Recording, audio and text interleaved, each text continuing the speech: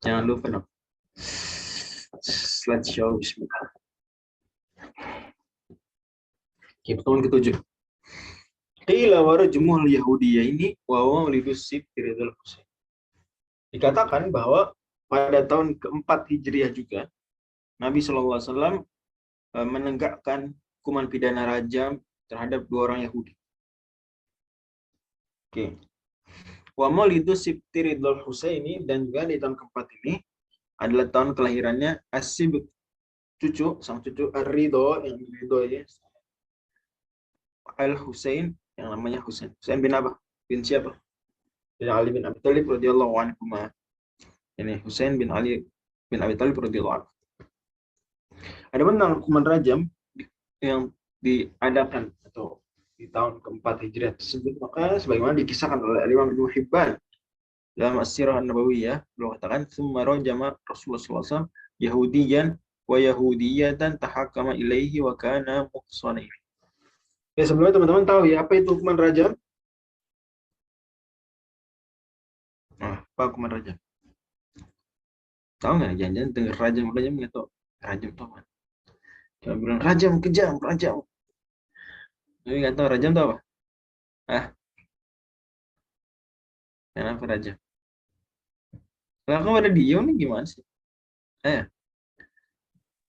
Yang batu set.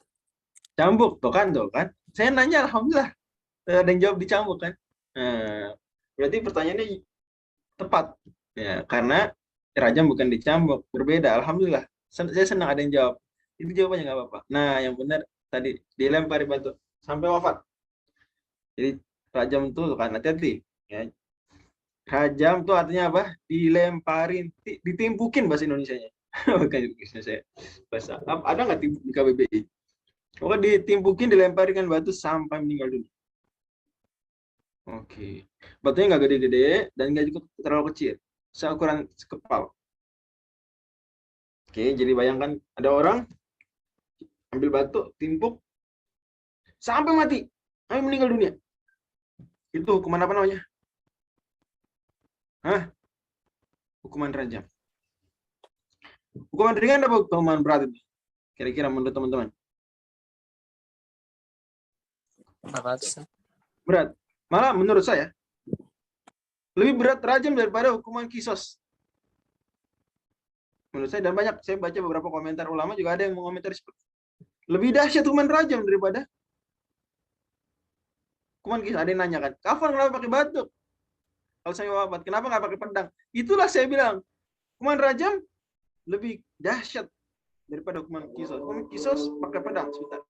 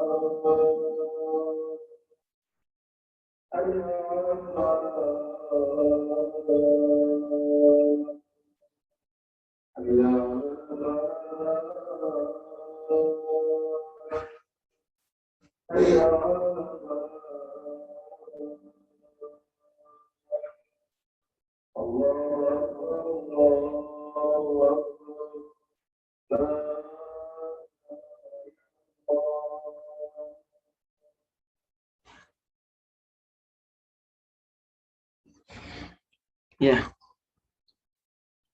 Nah, hukuman rajam, betul. Ada yang nanya tadi, kalau mau sampai wafat, kenapa nggak pakai pedang cepat? Itu kisos, nah. Kalau hukuman kisos sebenarnya nggak cuma dihukum mati. Jadi kisos itu artinya hukuman setimpal.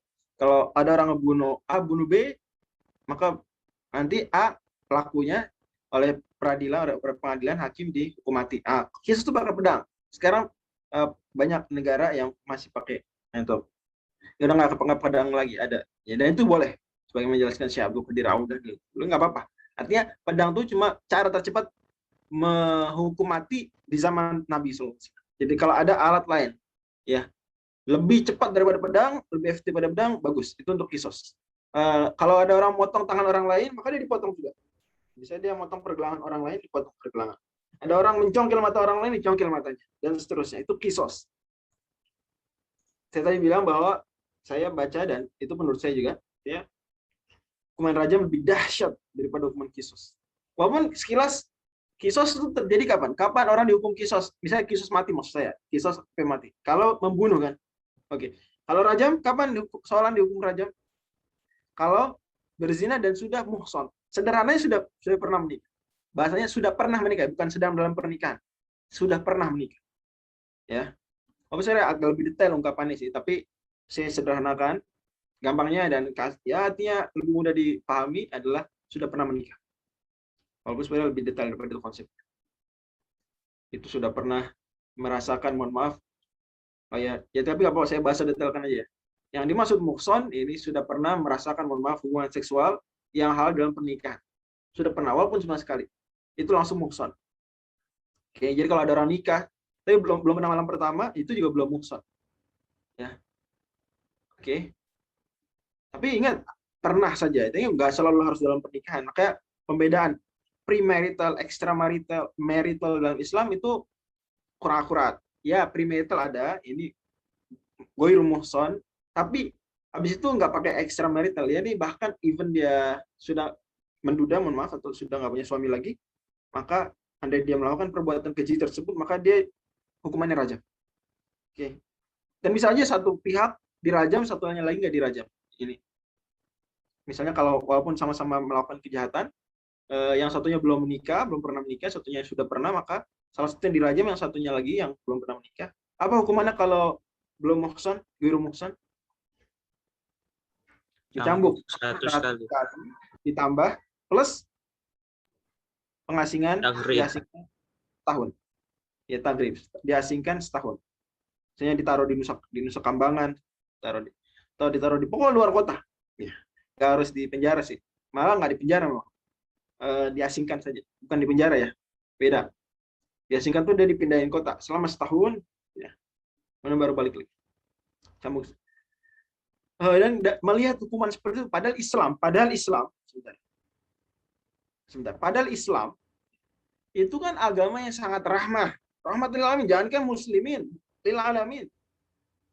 Ya, sayang sama tanaman, sayang sama hewan, sayang, cinta alam. Apalagi manusia. Islam. Nabi sendiri bersabda, apa? Idza qatatum fasil qitlah wa idza dhabhtum fasil dhibah wa yuhid ahadukum syafratahu wa yurid dhabihatahu, hadis Muslim. Nabi sallallahu alaihi wasallam, kalau kalian membunuh, yang mau mati, hukumlah dengan dicepatkanlah, fasil qitlah, hukum dengan cara terbaik. Wa idza dhabhtum, kalau kalian nyembelih, sembelih dengan cara terbaik. Maka pisaunya harus tajam, kata Nabi, wal yuhid ahadukum syafratahu, tajamin pisaunya. Wal yurid dhabihatahu, dan dibikin santai hewannya. Sama, pokoknya dihukum mati juga harus tajam agar andai sakit konon ya, atau sebagai pakar, sakitnya hilang cepat set, karena langsung meninggal, langsung mati rasa, langsung meninggal. Ini sakit ada tapi cepat meninggal, karena yang diinginkan adalah hukuman matinya, bukan penyiksaan. Tapi ketika Islam yang sangat penuh kasih sayang tersebut ternyata menentukan hukuman rajam dengan cara seperti itu bagi perbuatan zina yang sudah menikah, apa yang teman-teman dapat kesannya? Apa pesan yang teman-teman dapat? Berarti ini perbuatan sangat keji, sangat buruk, perbuatan yang sangat parah. Tapi kan dia suka Ustaz, ya terserah mereka mau ngapain. Allah lebih tahu keadilan daripada Anda. Allah lebih sayang pada manusia daripada Anda sendiri kepada Anda, kepada diri sendiri. Tapi Allah yang maha sayang tersebut, Allah yang maha adil tersebut, ketika sudah menentukan hukuman seperti ini, berarti kita sadar ngerti nggak ngerti, paham belum paham, bahwa ini dosa efeknya parah. Nggak cuma di akhirat, bukan di dunia kok, tapi di dunia efeknya parah. Nggak main-main. Ya. Dan saya ingat, betul, itu di Amerika, diskusi, ternyata kasus pembunuhan banyak sekali di Amerika itu karena jealousy. Karena apa? Jealousy. Jadi mereka, orang-orang Amerika tuh, karena sudah ya konsep pendidikannya salah, ya diajarkan nggak apa-apa melakukan premarital sex, mohon maaf ya, hubungan ya hubungan zina sebelum menikah nggak apa-apa. Terus nanti menikah. Masalahnya adalah suatu perbuatan keji kalau sudah jadi habit, apalagi habit yang dianggap oke, dianggap nggak masalah, kan gitu. Banyak orang ya, naudzubillah, kalau ada yang berpikiran seperti itu di Indonesia, tapi konon ada, tapi di antah berantah sana banyak berpikiran hubungan zina sebelum nikah mana, it's okay, it's fine. Ya, nggak apa-apa, asal dengan persetujuan, nggak apa-apa. Dianggap nggak apa-apa, dia normal. Bahkan pleasure diajarin sama beberapa CSI itu, pleasure itu kebahagiaan, pleasure. Cuma nggak apa-apa. Maka ketika menikah, dan menikah harus settle dengan stick with one woman, itu berat bagi banyak orang. Karena ya itulah kebiasaan buruk kalau sedih. Ya kalau orang Islam ya bagaimanapun Anda sebelumnya, kalau sudah menikah harus perhatian, harus jaga. Tapi dia gitu, akhirnya apa? Sering terjadi affair.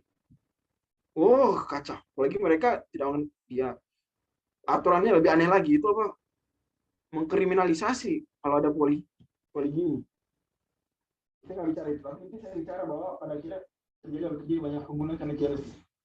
Karena fitrah manusia tetap perempuan. Itu baru kita bicara. Akhirnya sampai presiden tuh malah berefek pada pembunuhan. Satu, belum banyak waktu terbuang, banyak potensi umat tersia-siakan hanya karena apa? Hanya karena dia sibuk mengikuti hawa nafsu. Ya udah ada cukup, nanti mungkin pembahasan kita jadi berubah pembahasan fikih. Tapi ini saya mau bilang bahwa ini pelajaran besar. Nabi SAW meninggalkan hukuman rajam, dan ini hukuman rajam kata Umar bin Khattab waktu beliau jadi khalifah. Berarti kira-kira Umar bin Khattab jadi khalifah tuh sampai 12 tahun setelah Nabi SAW mengumumkan ya bahwa jangan sampai hukuman rajam ini dibatalkan seperti itu. Harus terus berlaku. Sebetulnya dosa. Pemimpin-pemimpin sekarang negara kalau tidak melaksanakan hukum ini dosa. Ya. Efeknya dahsyat. Oke, tadi sekitar kembali. Dia sama suka kenapa dirajam? Kenapa dicambuk? Ini salah konsep berpikir. Memandang konsep berpikir benar salah dipandang hanya rugi untung yang kelihatan di dunia. Hanya dipandang setuju nggak setuju. Hanya sesuai dengan persetujuan. Hanya dengan consent, ya, consent. Hanya dengan consent. Ini konsep berpikir yang keliru. Ya, ini pelajaran filsafat etika keliru. Karena kenapa? Kelemahan teorinya ada bahwa Anda tidak bisa mengukur pasti. Anda senang-senang berdoa, apa tidak merugikan orang lain? Sederhana. Istri Anda kalau ada merugikan, itu sederhana saja. Belum institusi pernikahan. Sebenarnya kenapa sampai sudah set itu rajam? Karena merusak institusi mulia, misalkan kalau itu merusak institusi pernikahan. Hari ini ya banyak lembaga riset memperkirakan kira-kira 2050 itu Eropa mayoritas bukan orang kulit putih lagi. Amerika mayoritas bukan orang kulit putih lagi. Kenapa? Karena mereka malas menikah. Kalau menikah juga malas punya anak. Karena ya gini deh, kita mikir. Rata-rata orang, walaupun saya tahu tujuan nikah jauh lebih mulia dari itu. Tapi jujur saja, sederhana. Salah satu pendorong pernikahan adalah karena dia butuh sesuatu, nggak bisa dilakukan kecuali dalam pernikahan, kan begitu. Tapi ketika itu bisa dilakukan, nggak perlu nikah, sudah bisa dilakukan, bahkan ada kampanye untuk mengatakan itu it's fine, itu tuh oke, itu normal. Bahkan itu dianggap lifestyle, rusak institusi pernikahan. Rusak institusi pernikahan, rusak institusi keluarga. Rusak institusi keluarga, keluarga ini bangunan penting bangsa. Bangsa itu susunan keluarga-keluarga. Negara itu terdiri dari beberapa provinsi, provinsi dari beberapa kota dan kabupaten, kota-kabupaten terdiri dari beberapa kecamatan, kecamatan terdiri dari beberapa kelurahan atau desa, desa terdiri dari beberapa RW, RW terdiri dari beberapa RT, RT apa kebanyakan?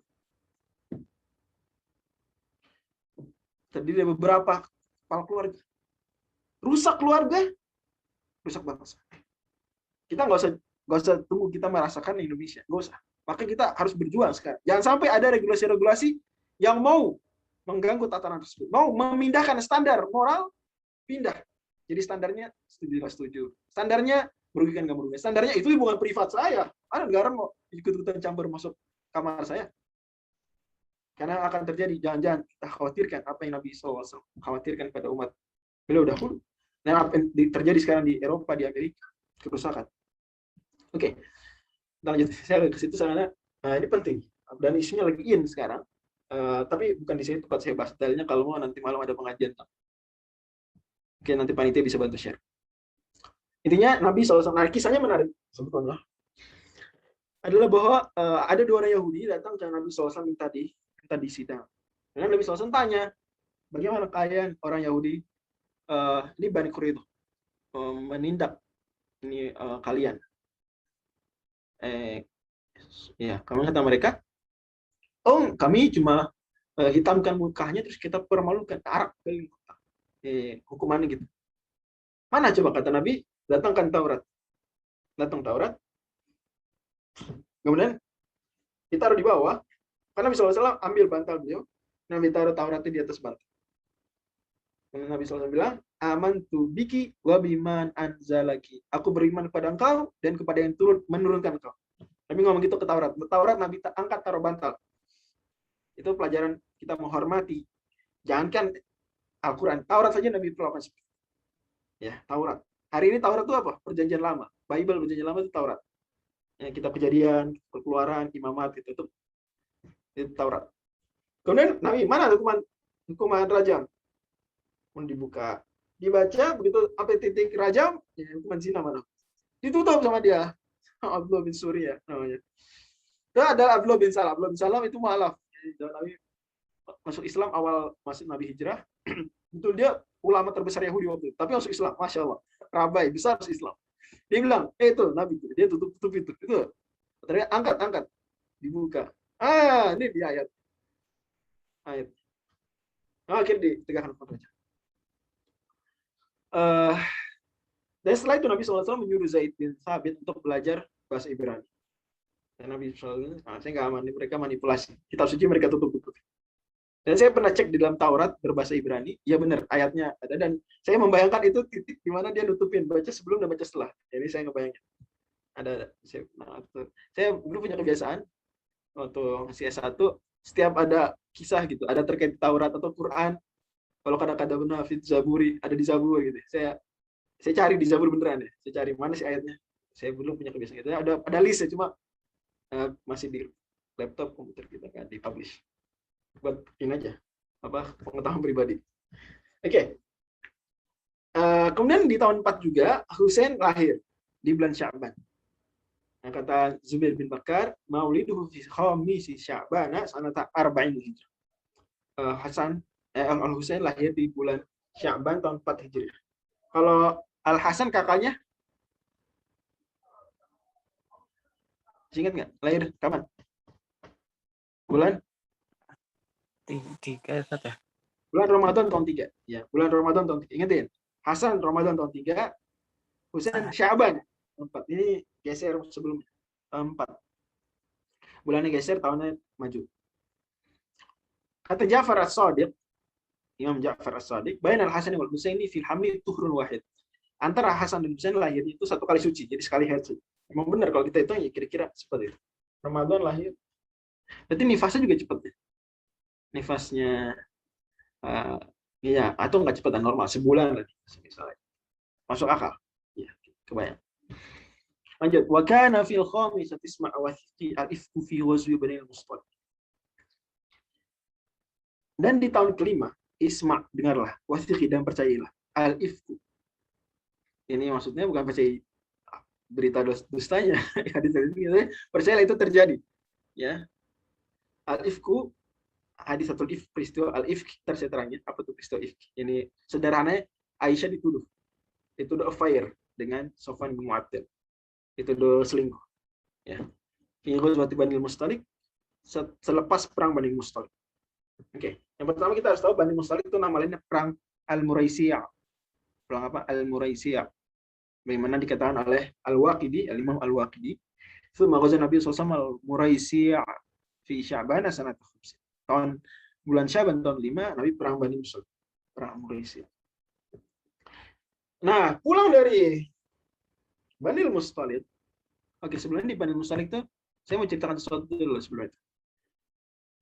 Lanjutan baitnya, wadu matul jandali qablu wa hasab aktubatil harith ba'du wa tasab. Dan setelah itu perang Dumatul Jandal. Sebelum itu perang Dumatul Jandal. Ini agak dibalik urutannya, biar pas gitu biar. Dumatul Jandal itu sebelumnya. Dan wahasol dan terjadi akad Ibnatul Harith, putrinya Al Harith, maksudnya Juwairiyah, istri Nabi yang lain.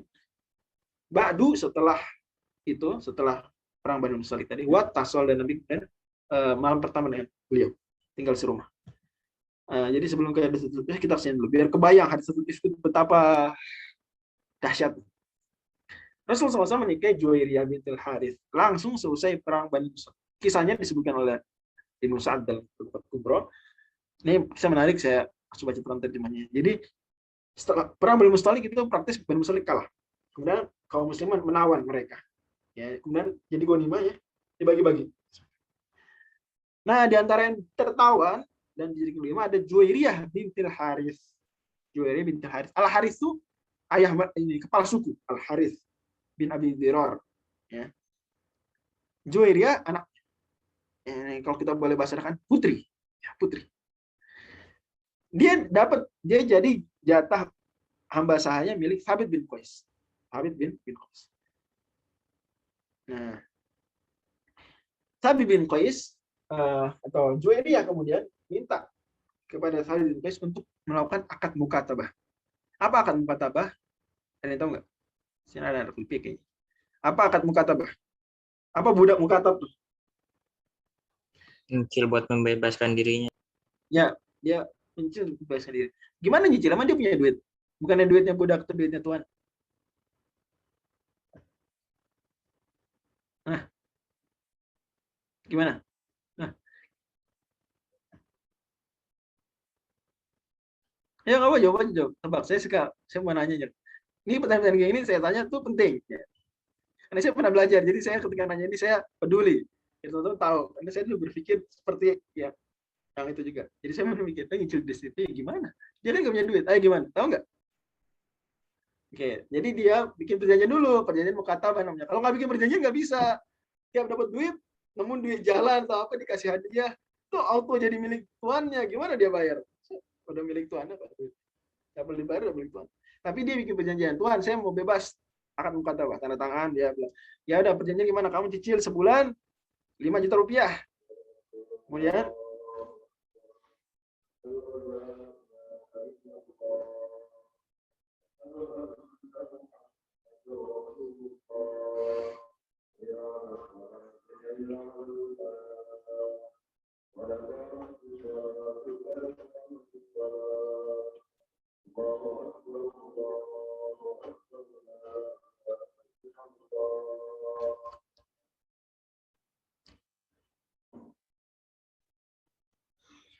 jadi dia bikin perjanjian, setelah itu sama tuannya ya kamu boleh cicil sebulan 5 juta selama 5 tahun, selama 2 tahun cicil. Dan kamu saya kasih jam kerja di luar kerja dengan saya. Nah, gitu kan. Dia melayani tuannya. Tapi kalau gue sebudak mukatab, dia dikasih jam kerja. Misalnya kamu boleh kerja 8 jam per hari ya. 9 to 5 gitu. Kamu kerja di. Oh, dia main budaknya ini apa? jago coding ya. Jam 8 sampai jam 9 sampai jam 5 sore ngoding gitu, bikin aplikasi apa sekarang. Lumayan dapat duit banyak, 5 juta per bulan dia bayar, bebas, merdeka setelah 2 tahun. Itu beliau kata, jadi dari mana dapat duitnya? Kok bisa punya duit? Kan duit budak, duit tuan. Iya, itu kalau nggak ada akad mukatabah. Kalau ada akad mukatabah, maka duit yang dia dapatkan di jam kerja khusus dia, itu punya dia. Selain itu, punya tuan. Oke, paham ya? Nah, Zuhairi mau begitu, saya mau bebas diri. Tapi Juwairiyah punya uang. Maka datang ke Nabi SAW. Ya. Wa kanat imra'atan hulwatan la yakadu yaruha ahad illa akhadat bi nafsihi. Kata Aisyah, Juwairiyah perempuan yang hulwah, manis. Tidaklah seorang pun melihatnya kecuali akan tertawan oleh hatinya. hatinya akan tertawan, akan diambil hatinya. Fabaidan Nabi sallallahu alaihi wasallam ketika Nabi sedang bersama saya. Jadi Aisyah cerita, Juwairiyah kayak gitu karakter. Juwairiyah datang. Nah, Aisyah dengan sama Nabi, lagi sama Nabi. Idzakhalat alaihi Juwairiyah tas'aluhu fi kitabatiha. Juwairiyah datang ke Nabi sallallahu alaihi wasallam, minta kepada Nabi supaya Nabi bantu membayarkan mukatabah. Jadi boleh. Orang kalau lagi akad mukatabah boleh minta tolong ke orang lain untuk membayarkan. Bisa. Tapi nanti ketika dibayarin, walaknya jadi milik yang membayarkan. Jadi hak, itu nanti pembahasan fikih yang lain ya. Intinya hak istimewa atas pembebasan budak bukan milik tuan pertama, tapi milik yang membantu bayarin sampai lunas. Tas'aluhu fi kitabatiha. Fa wallahi ma huwa illa an ra'aituha fakarihtu dukhulaha ala Nabi sallallahu alaihi wasallam. Demi Allah, tidaklah ketika aku melihatnya kecuali aku benci dia nemuin Nabi sallallahu alaihi wasallam. Wa aratu annahu sayara minha mithla alladhi ra'aitu. Dan aku yakin Nabi akan mengetahui, akan melihat sesuatu dari Juwairiyah apa yang aku lihat. Maksudnya akan, aku aja naksir, kata Aisyah, ini kurang lebih, ini menarik bagiku, ya ini istimewa wanita secara Aisyah khawatir Nabi SAW nanti ada apa maksud saya.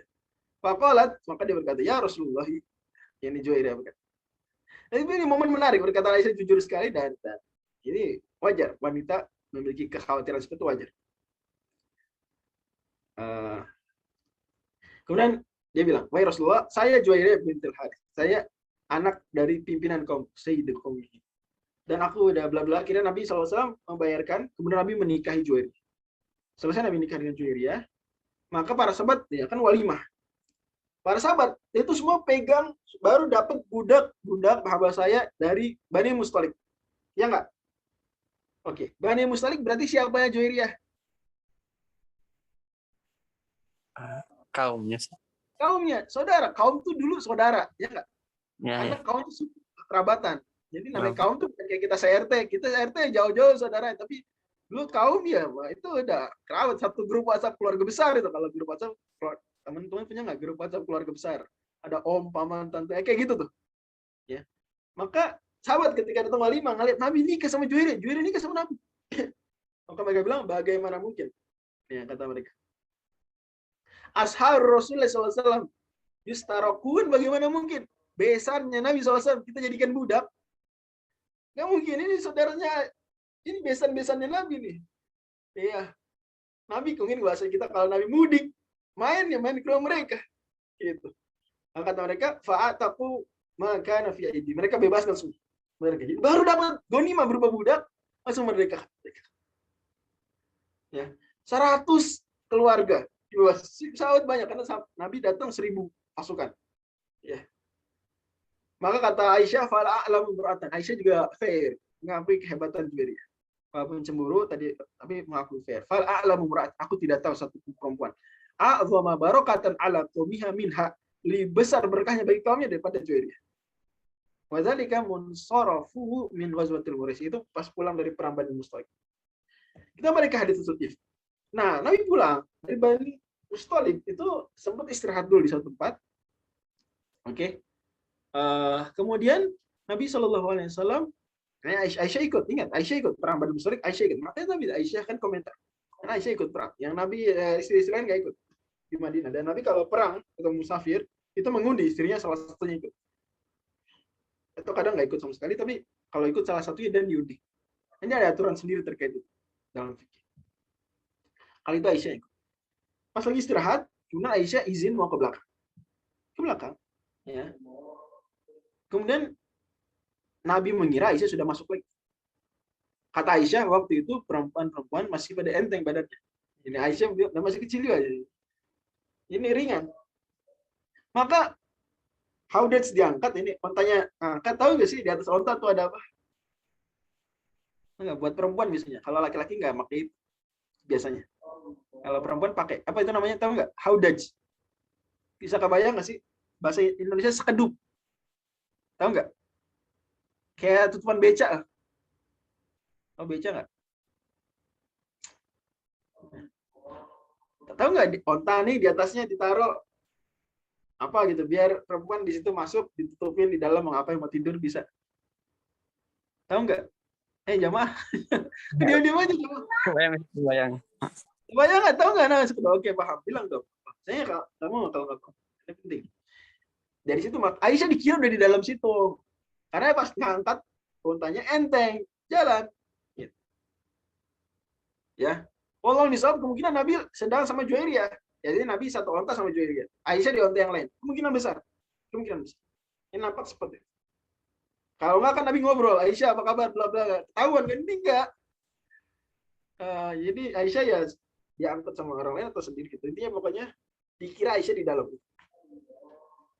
Ternyata Aisyah masih di belakang. Ibaratnya teman-teman naik kereta ke Surabaya, berhenti di Cirebon, teman-teman ke belakang.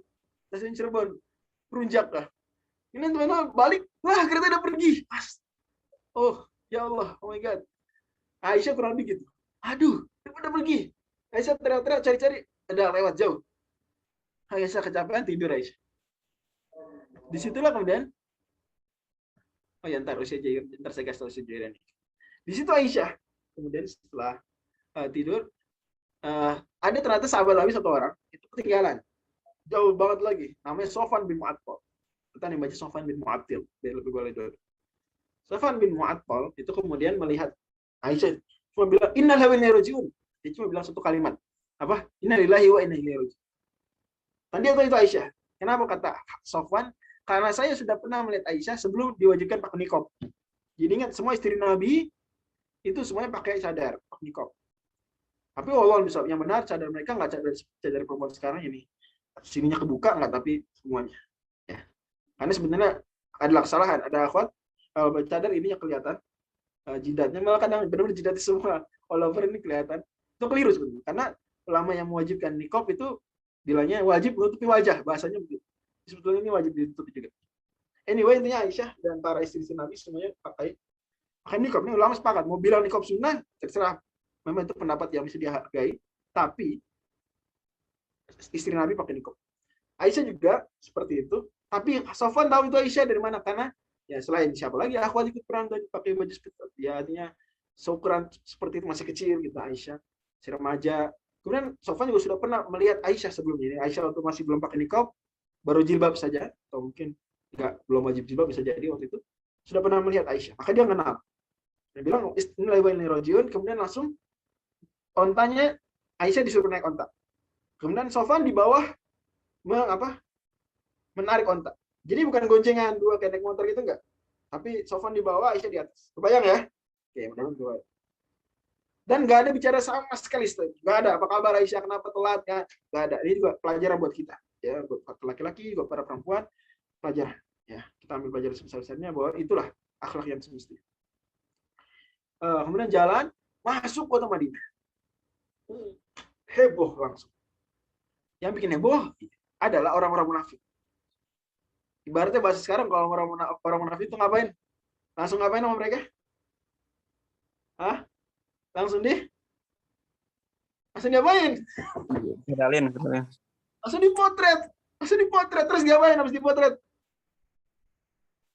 Disebar. Diviralin, mungkin nggak dipotret, direkam, taruh YouTube. Langsung hashtagnya apa? Affair, Aisyah affair. Hadithatul ifk. Enggak, itu istilah orang Islam. Ifk itu artinya bohong, dosa, dusta. Langsung viral. Karena apalagi Abu bin Ubay bin Salul dan tim-tim munafik yang mereka memang selalu ingin gonjang-ganjing Nabi dan para sahabat, ingin menjelekkan Islam. Wah, kesempatan emas. Ini dia yang ditunggu-tunggu. Wah, heboh. Itu masuk tuh, kalau bahasa sekarang masuk ke grup-grup WhatsApp orang-orang Madinah. Itulah Allah bilang, innalladzina ja'u bil ifki usbatum minkum la tahsabuhu syarran lakum bal huwa khairun lakum. Surat 24, surat An-Nur ayat 11 sampai 20. Panjang, dia sahabat ya, orang munafik kok dia viralkan sahabat. Kebanyakan tidak ikut viralkan. Ada 4 sahabat, ya 3 sahabatnya 3 yang ikut viralkan. Ya khilaf gitu ya, ikut viralkan aja, cuma forward gitu, forward. Percaya forward. Ada yang tapi nggak mungkin bohong. Banyak yang bilang nggak mungkin. Ini framing bahasa. Dan itu etika. Itu pelajaran buat kita, akhlak, bahwa kalau ada kayak gitu-gitu, kita harus terhadap orang soleh, kita harus praduganya tak bersalah. Bahkan jangan kepada orang soleh, orang biasa pun kita begitu, apalagi pada orang soleh. Jangan seperti itu. Justru makin soleh, kadang ada orang seperti itu.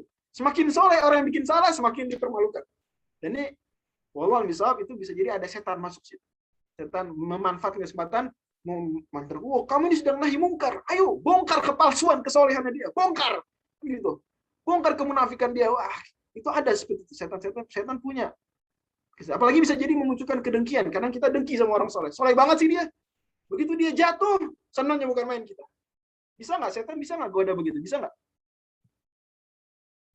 Bisa nggak setan goda gitu? Bisa nggak memunculkan dengki ke orang soleh? Tapi soleh banget dia, aduh soleh banget. Begitu si soleh ini salah, memang ternyata solehnya cuma topeng saja. Bisa setan begitu. Maka waktu itu sahabat ngeri. Kali. Ya. Maka kemudian sebulan lamanya itu Nabi dan Aisyah itu dingin. Ya, Nabi nggak percaya, tapi Nabi juga ini mengajarkan etika juga pada kita, ada pelajaran juga. Jadi Nabi SAW selama sebulan, Aisyah tuh sedih gitu ya, Nabi kok dingin, apalagi Anda bisa bayangkan baru nikah Nabi dengan istri yang baru dengan Juwairiyah. Ya, bahkan Aisyah sendiri sudah khawatir Nabi nikahin Juwairiyah kan, tadi saya sudah sebutkan. Ini makin lah. Belum lagi Aisyah di pertengahan bulan sakit.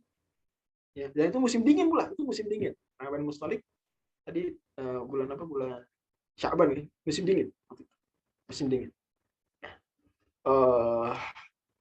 Karena perang, kalau kita pakai patokannya Imam Abilis, berarti Ramadan tahun sebelumnya perang Ahzab ya, perang Khandaq tahun keempat itu Ramadan musim dingin, perang Khandaq terjadi musim dingin. Bani Mustalik ya Sya'ban tahun depan berarti masih musim dingin, masih di sekitar itu musim dingin. Dan Aisyah sakit, tapi Rabi ya dingin juga, Nabi sedingin musim dingin waktu itu ya selama sebulan. Maka Aisyah minta izin, Nabi saya tinggal di rumah Abu Bakar saja, di rumah ayah saya. Ya, Nabi persilahkan lagi itu udah sakit lagi tuh perempuan, ya nggak? Perempuan maunya gimana? Kalau Aisyah bilang itu maunya gimana perempuan? Nah, ini etika saya. Tahan. Tahan dong, itu perempuan maunya gitu, ditahan. Dia maunya saya mau pergi, tapi maunya ditahan. Tapi Rasulullah bilang ya udah silakan. Wah itu lebih nyakitin lagi. Akhirnya benar Aisyah tinggal sama Abu Bakar. Aduh, nangis sedih. Wah, banyak cerita panjang tuh di Sahih Bukhari sampai berhalaman-halaman kisah itu. Hingga akhirnya kemudian Nabi SAW ketika datang ke rumah Aisyah, ke rumah Abu Bakar maksudnya, ke rumah sahabat kesayangannya, orang paling dicintai Nabi, Abu Bakar, sekaligus mertua beliau. Kemudian Aisyah menyampaikan ke Nabi SAW. Kemudian Nabi SAW nggak lama seperti terdiam, menahan sesuatu, berkeringat kucu sangat keras. Kata Aisyah, Nabi berkeringat sangat banyak, padahal musim dingin. Fi yaumin syatin. Ya. Kemudian turun ayat. Nabi senang habis. Nabi bacakan, innal ladzina ja'u bil ifki usbatum minkum la tahsabu syarran lakum bal huwa khair. Sampai itu sampai 20 ayat. Sampai ayat ulaika mubarrauna mimma yaqul. Jadi inilah kisah hadits ifki Aisyah radhiyallahu anha dituduh, dan kemudian habis itu ada pensyaratan hukuman cambuk 80 kali bagi yang menuduh zina. Padahal tidak ada bukti, cambuk 80 kali. Jadi nggak main-main.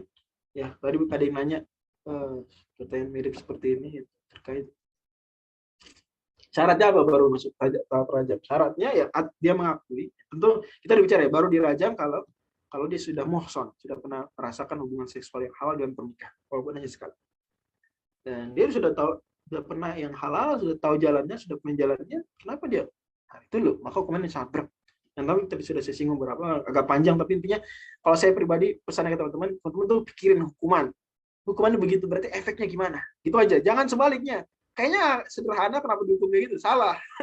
Itu kalau bikin orang imannya kurang. Kalau imannya kuat, dia beriman dulu sama aturan Allah yang sudah ijma qat'i ini. Poin pasti hukumannya begitu harus ditegakkan. Tanpa ada khilaf ulama. Enggak ada madzhab-madzhab, enggak ada. Urusan rajam enggak ada madzhab-madzhabnya, semua sepakat. Ijma qat'i. Ya nggak bisa dipungkiri sampai kapanpun. Ya. Nah, pikir seperti itu hukumannya, berarti parah, kayak gitu ya. Sama pembunuhan, hukuman begitu. Kenapa? Berarti parah. Curi tangan berarti separah itu. Dan terbatas hukuman yang sedikit terbatas, di mana hitungan jari. Sisanya hukuman dalam Islam bisa penjara, bisa macam-macam, bahkan Ada sebagian pendapat fikih minor, tapi hari ini mayoritas dipakai atau populer hari ini itu denda dengan uang. Itu juga diatur dalam Islam. Bisa juga denda dengan uang dan seterusnya. Anyway, intinya bahwa hadis ada Nabi ada orang kalau pembuktian dalam zina harus 4 saksi dan 4 harus melihat langsung seperti pulpen masuk ke tutup pulpen atau seperti ya pokoknya seperti pulpen masuk ke tutup pulpen gitu ya. Kalau nggak ngelihat seperti pulpen masuk ke tutup pulpen maka nggak sah persaksian. Oh saya lihat sendal di depan rumah nggak bisa. Saya lihat motornya di depan parkiran nggak bisa. Atau saya lihat di dalam selimut nggak bisa. Harus lihat seperti pulpen masuk ke tutup pulpen. Seperti buat tip X ditutup seperti itu. Oke, itu baru bisa ditegakkan. Kalau nggak dengan pengakuan dan sepanjang sejarah Islam tidak pernah atau mungkin belum pernah. Mudah-mudahan nggak pernah sih. Mudah-mudahan nggak akan. Tidak ada, kalau tidak ada benar ya. Tidak ada sepanjang dari Islam sampai hari ini tidak ada penegakan hukuman pidana zina dengan saksi 4. Tidak ada. Karena sulit. Dan memang Allah sengaja bikin sulit. Allah sengaja bikin sulit. Ya Allah tegaskan hukumannya memang karena sesuai dengan sepadan dengan perbuatannya, efek buruknya ditimbulkan. Tapi untuk pembuktiannya Allah bikin persulit. Alias Allah buka pintu maaf yang besar sebetulnya. Yang dimaksud yang dimau Islam itu orang disiplin, bukan bikin orang mati. Yang Islam mau orang disiplin, bukan bikin tangan orang buntung. Pahami? Ya, umat Islam seperti itu ingin orang disiplin.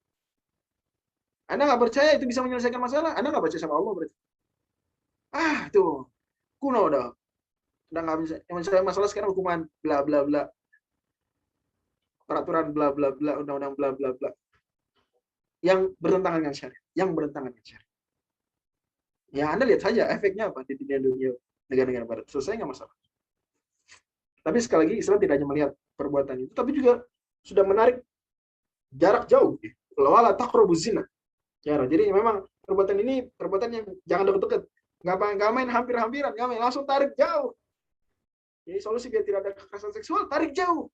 Jangan ada pornografi, jangan ada buka aurat, jaga pandangan, menjaga agar tidak ada ikhtilat yang dan seterusnya.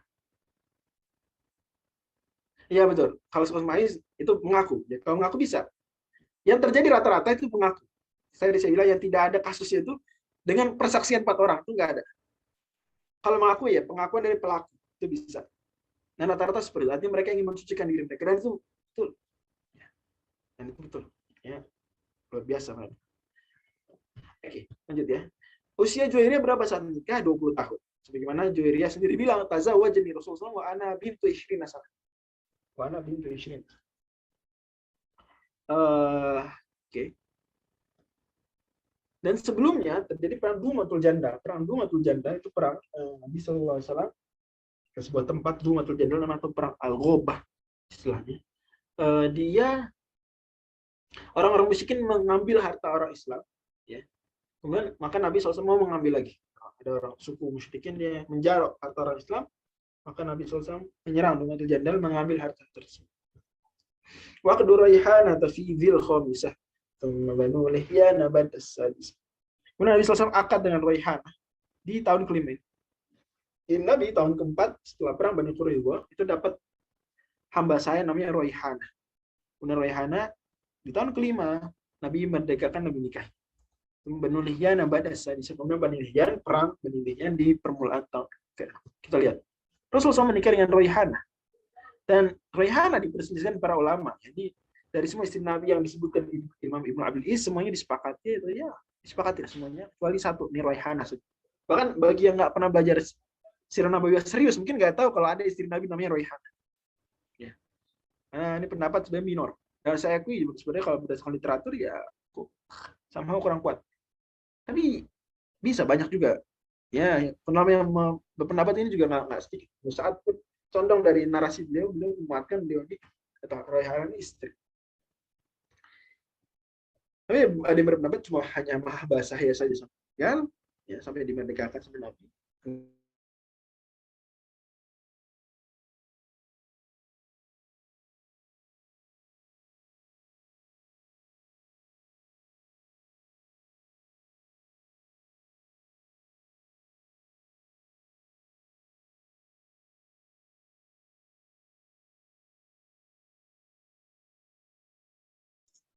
tes.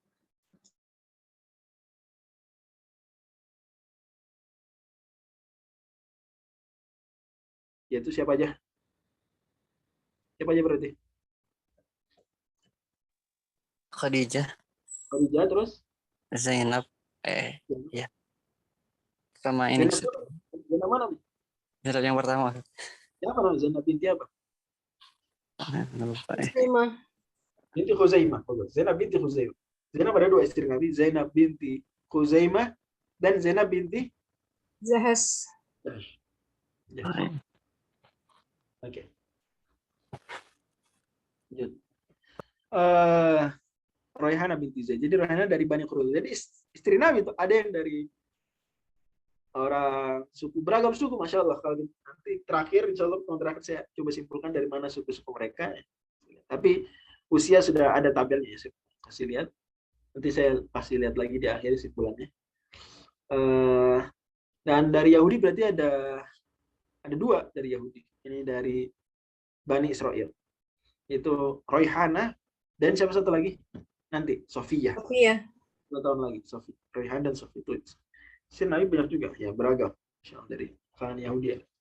Tapi bukan Yahudi Nabi nikah masih Yahudi, udah masuk Islam. Itu penting diingat. Tapi secara suku dan juga dulu mantan pemeluk Yahudi. Yang Nabi bahasa sekarang Nabi nikah sama mualaf. Oke. Usia Royhana, saya dapat riwayat itu mengesankan tuh usia, tapi nggak begitu meyakinkan. Saya udah capek-capek cari ya. Tapi yang paling ya walaupun nggak meyakinkan, tapi itu adalah 16 tahun. Ini saat wafat 16 tahun. Berarti kalau ditarik ya dia wafat tahun 10. Kalau ditarik berarti beliau wafat tahun 10, berarti tahun 5 nih masih 11 tahun.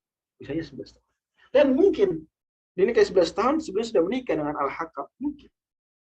Nikah 9 tahun. Banyak kejadian. Imam Syafi'i bilang banyak kejadian. Banyak saya kumpulkan riwayat-riwayat ya, para tabiin, para sahabat itu banyak nikah usia 9, punya anak usia 10, bahkan ada yang jadi nenek usia 20. Sebentar saya baca. Kata Imam Syafi'i, aku melihat di Son'a nenek berusia 21 tahun. Berapa? Nenek-nenek 21 tahun. Gimana tuh nenek 21 tahun? Kata beliau, haidnya usia 9 tahun, melahirkan usia 10 tahun, anaknya haid usia 9 tahun, melahirkan 10 tahun. Berarti dia punya cucu kapan? 21 tahun. Jadi dia secepat itu, anaknya secepat itu juga. Ini mentok-mentok minimal. Bisa. Malah ada yang lebih lagi, kalau hamil lebih cepat ya, dan jarak lebih dekat, kata Abbad al-Muhallabi, aku menjumpai di suku kami dari Bani Muhallab, ada wanita yang jadi nenek usia 18 tahun. Balik usia 9 tahun, kemudian langsung melahirkan. Masih tahun tersebut juga, ini hamilnya cepat ya, 7 bulan mungkin atau mungkin 9 bulan terima. Dia 9 tahunnya di awal tahun gitu. Kemudian anaknya gitu juga, 9 tahun terus melahirkan. Punya cucu 18 tahun. Dan ini nggak aneh, karena ya sebenarnya kalau kita lihat juga di negara barat juga seperti itu di zaman tersebut, bahkan zaman-zaman setelahnya. Ya. Di Amerika saja pertengahan abad 19 Masehi. Jauh setelah Rasul 19. Amerika bukan negara antah berantah. Amerika. Dan juga di Inggris ya. Di Inggris juga gitu. Di Inggris di Inggris juga ada peraturan ya, yang membolehkan hubungan itu nikah 12 tahun. Jadi memang di Amerika juga banyak negara bagian di abad 19 tersebut yang baru menaikkan usia pernikahan dari 10 jadi 12. Usia pernikahan tadinya berapa? Di Amerika abad 18 10 tahun. Baru dinaikin. Seperti itu. Jadi ya orang yang mengerti sekarang jelek-jelekin nikah itu ya dia kurang baca aja sebenarnya. Kurang baca itu dengki sama Islam. Tinggi sama Rasulullah. Oke. Jadi intinya Royhana kemungkinan besar saya tidak sampai derajat yakin, tapi ya tidak ada bukti, cuma ada itu aja, yaitu maka dia saat dinikahi Nabi 11 tahun, meninggal usia 16 tahun, dan itu mungkin. Kemudian perang Bani Lihyan di bulan Rabiul Awal tahun ke-6. Kita cepat-cepat ya. Wa ba'dahu istisqa'uhu wa dzuqarat wa sudda an umratihi lama. Nah, setelah itu kejadian istisqa. Salat istisqa, kemudian perang Dzuqarat dan perang apa aja yang Hudaybiyah. Mungkin kita sampai ini aja. Nama besok.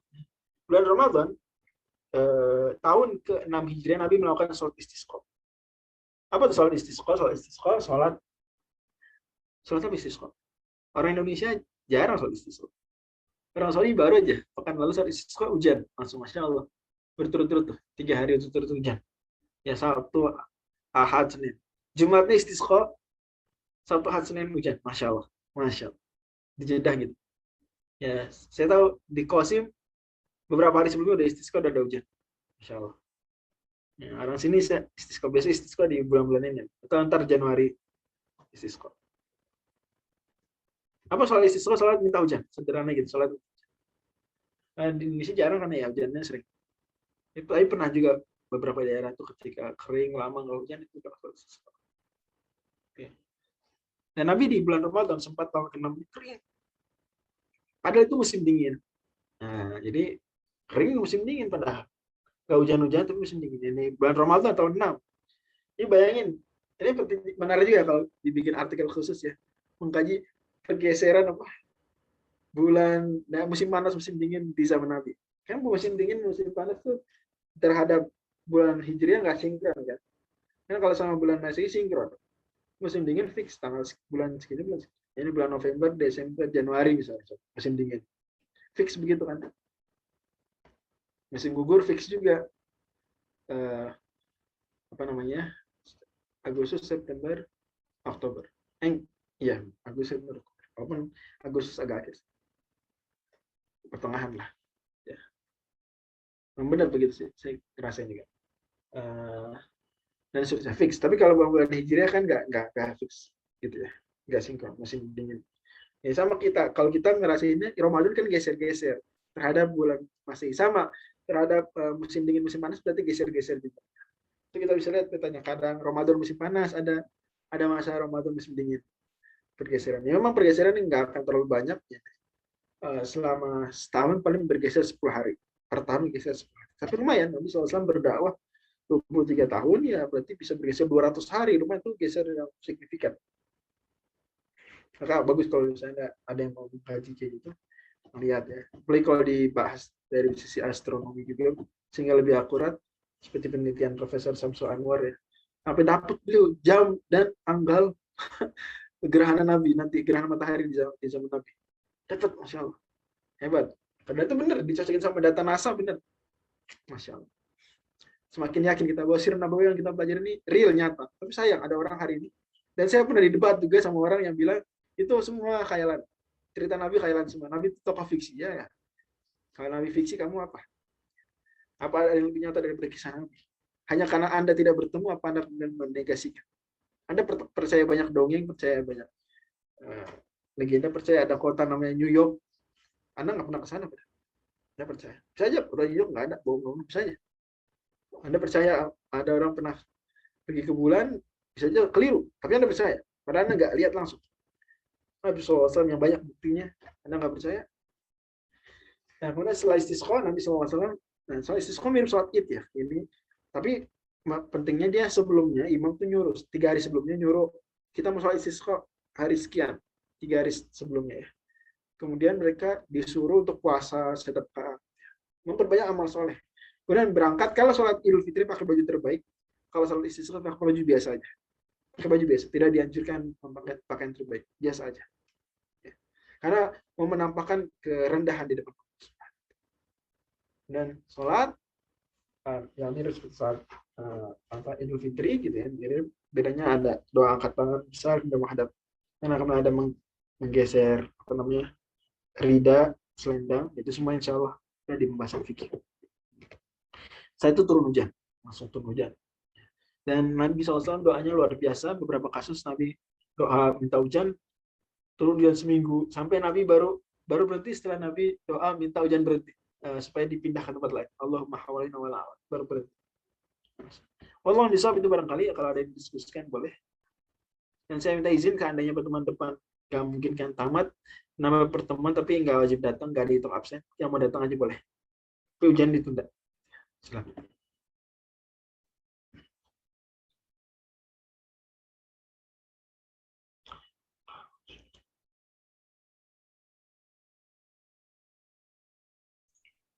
Ustaz, mau nanya Ustaz. Ya. Jadi kalau kisos tadi boleh pakai apa aja, yang penting matinya itu cepet ya Ustaz? Ya, kisos boleh pakai apa aja, benar, tidak sedang. Tapi nggak boleh, ya beberapa ya. Selama contoh kan pakai racun nggak boleh, dibakar api nggak boleh. Tapi kursi listrik boleh Pak. Kalau mau katakan kursi apa sih? Iya boleh ya, kami dulu ya. Terima kasih. Jadi kalau pakai pistol gitu boleh Ustaz ditembak gitu. Ya, boleh pistol. Nanti kita pistol hari di Saudi masih pedang sih, di Saudi masih, tapi pakai pistol nggak apa-apa. Itu cepat juga matinya, nanti meninggalnya. Ada orang bilang, ada penanya bilang, bagaimana jika pelaku zina itu berbohong kalau pernah nanya untuk meninggal? Ya nggak apa-apa, ya bohong dosa, tapi ya maksudnya, ya. Masa harus mengaku? Gak harus mengaku. Malah kata Nabi SAW, man asoba min hadhil qadurati falyasatib bi satrillah. Siapa yang jatuh ke dalam perbuatan kotor ini, maka hendaklah menutup diri dengan tutupannya Allah. Jadi nggak ada kewajiban mengaku. Nggak ada. Ya bahkan dia bohong juga, ya, itu tidak sampai parah. Jadi salah, dan nggak harus mengaku. Harus mengaku. Dan kita juga nggak perlu nanya-nanya orang biar mengaku. Ya, udah kita masing-masing. Nanti kita yang penting amar nahi mungkar. Amar nahi mungkar. Itu yang paling penting hari ini. Ya, sambil kita bagaimana masyarakat diedukasi gitu ya. Penegakan hukuman agak sulit di Indonesia. Bahkan di banyak negara, ya, banyak negara Islam sulit. Ya. Dan dosa pemerintah negara tersebut dosa. Kecuali kalau dia mengundang-undangkan atau baru nggak dosa. Kalau nggak diundang-undangkan, ya itu dosa, pemerintahnya dosa. Dan kewajiban orang Islam untuk memperjuangkan. Kita tenang saja, kita tidak akan zolim. Islam tidak zolim, Islam sangat toleran. Ya, terbukti rahmatin lil alamin. Hukuman ini juga bukan untuk bunuh-bunuh orang. Terbukti berapa sih orang yang dirajam? Ya, lintas sejarah Islam. Sedikit. Ya. Bukan berarti ya ada kira kemungkaran, ada ya, tapi ada kemungkaran ditutup-tutupi ya. Anda suka kemungkaran nampak? Mana yang lebih baik? Kemungkaran nampak apa sembunyi? Lebih baik sembunyi kemungkaran. Orang jadi nggak tahu ada kemungkaran. Anak muda nggak bisa nyontoh. Orang mau bikin perbuatan buruk nggak berani karena merasa sendiri. Tapi kalau kemungkaran ditampakkan sebagaimana Allah sebut di surah An-Nur, innal ladzina yuhibbuna an tashi'a al-fahishatu fil ladzina amanu lahum 'adzabun 'aliim fid dunya wal akhirah, maka itu bikin semangat orang. Ada temannya kok. Nggak cuma saya yang jahat begini, ada juga yang Allah. Akhirnya jadi apa? Itu biasa, itu lifestyle gitu. Bahkan ketika kita nggak setuju dibilang sok suci. Ketika nggak setuju dibilang harus diusir. Itulah kejadian zaman Nabi Lut. Nabi Lut dibilang orang yang sok suci. Ya, jadi apa dia seperti itu. Allah. Tadi udah jelas ya, saudari Ninin Salimah ya. Yang saya maksud adalah yang nggak ada kejadian itu kalau dengan persaksian 4 orang itu belum pernah ada. Dan semoga nggak akan ada. Tapi kalau pengakuan ya cukup banyak ya, ada sebenarnya di Arab Saudi pun ada yang pengakuan. Nah, tapi hajam ya. Tapi dengan saksi nggak ada karena sulit. Harus melihat langsung. Dan memang Islam ingin menjaga nama baik orang. Maka kata para ulama, sebenarnya orang fasik banget itu kalau sengaja nyari-nyari bersaksi itu sebenarnya saya sengaja begitu dia itu ya ngapain dia lihat, harus lihat. Kenapa nggak larang? Kenapa diem? Gitu ya. Jadi banyak pada akhirnya Islam ingin perbuatan tidak terjadi, bukan ingin orang dirajam. Oke. Kalau bisa, kalau ada lagi pertanyaan saya persilakan untuk ditutup. Ya, kalau khair seperti ada pemaparan materinya. Mungkin sebelum saya tutup ya, saya mau memberikan beberapa informasi. Pertama yaitu kita sudah sampai pertemuan ke-7 ya. Jadi besok hari Kamis insya Allah terakhir pertemuan 8. Nanti kalau nggak habis itu di extend ya Ustaz ya tadi.